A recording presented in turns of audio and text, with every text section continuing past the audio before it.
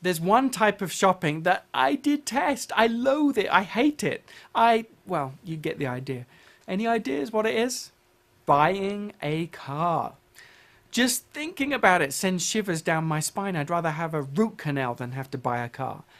And as you know, car salesmen have a bad reputation for a reason. I reckon that many of them make it some kind of sadistic mission to overcharge us in every way possible by those worthless add-ons, overinflated upsells, and all kinds of other sneaky tricks. I still remember the last time I bought a car. It was hours of intense pain, just like being stabbed in the eye with a red-hot poker. Exactly the same. Maybe even a bit worse.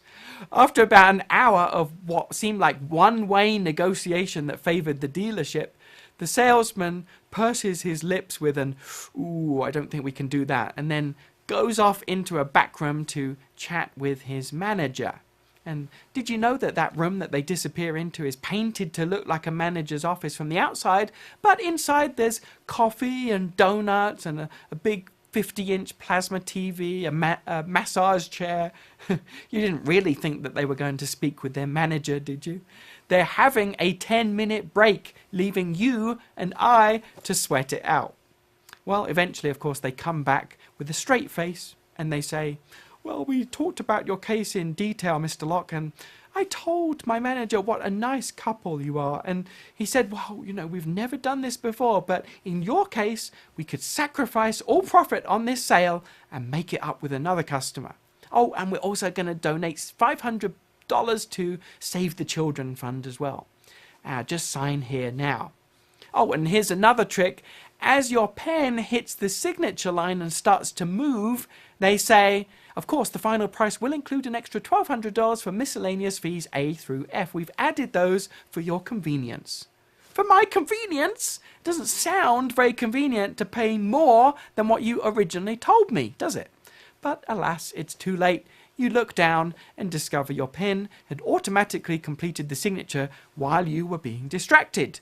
Just like a slick magician, the salesman got one over on you. He whips away the contract and then hands you over to the evil finance department, who have to break the news that due to a late payment in 1974, you're only eligible for 79% interest, not the 1% rate that the salesman had guaranteed.